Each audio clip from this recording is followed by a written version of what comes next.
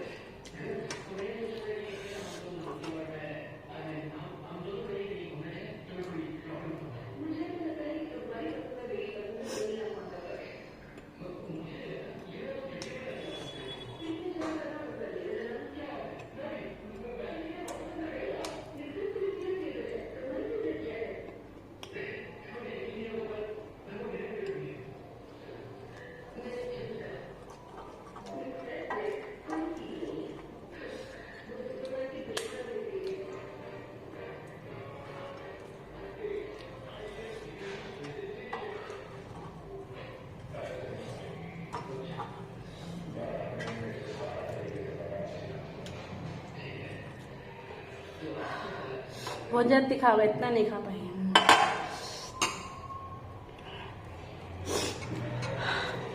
ठीक है, आप मेरे वीडियो को लाइक कर देना, सब्सक्राइब कर देना, ठीक है। नेक्स्ट वीडियो लेके आती हूँ, बाय।